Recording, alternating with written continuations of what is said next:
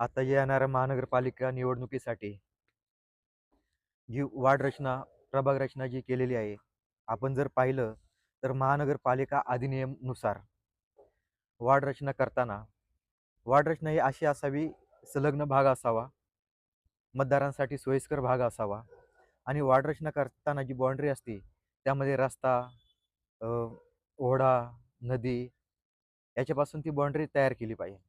परंतु आपलं जे वाघोली गाव आहे आता नव्यानं महानगरपालिकेमध्ये समाविष्ट झालेलं आहे. या ठिकाणी वार्ड रचना करताना संपूर्ण गावाचा विचार करणं हे अपेक्षित होतं. परंतु 2 भागामध्ये आता जर वाघोलीची रचना केली असेल, तर ह्या गोष्टीसाठी आता आपण पाहतो या ठिकाणी जी बैठक बोलावली, या ठिकाणी काही उमेदवार लोकं आलेले आहेत विरोध करण्यासाठी. परंतु फक्त उमेदवारांनी विरोध करून चालणार नाही, तर मतदारांनी विरोध करणं गरजेचं आहे. आता मी आपल्या माध्यमातून सगळ्या उमेदवारांना सांगेल, की आपण मतदारांपर्यंत जाऊन त्यांचे पत्र घेऊन त्या हरकती आपण महानगरपालिकेपर्यंत पोहोचवल्या पाहिजेत. जास्तीत जास्त हरकती जर गेल्या, तर त्यावरती काहीतरी निर्णय घेतला जाईल. अन्यथा जर हरकती कमी गेल्या किंवा फक्त नेते मंडळींनी हरकती घेतल्या, तर वार्ड रचनेमध्ये काही फरक पडणार नाही, तशीच वार्ड रचना राहील.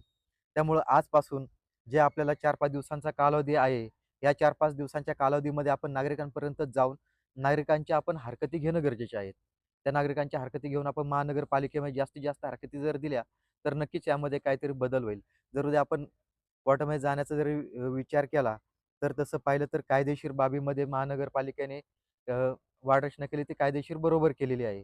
त्यामुळे एवढा काही फरक पडणार नाही. परंतु आपल्याला रस्त्यावरची लढाई लढणं गरजेचं असणार आहे. कोर्टाकडून न्याय मिळणार नाही. त्यामुळे आपल्याला जास्तीत जास्त जे मतदार आहेत, त्या मतदारांचे अर्ज, मतदारांचं त्याचबरोबर ओळखपत्र जोडून जर हरकती घेतल्या, तर 100% ह्या वाढ रचनेमध्ये काहीतरी बदल होईल.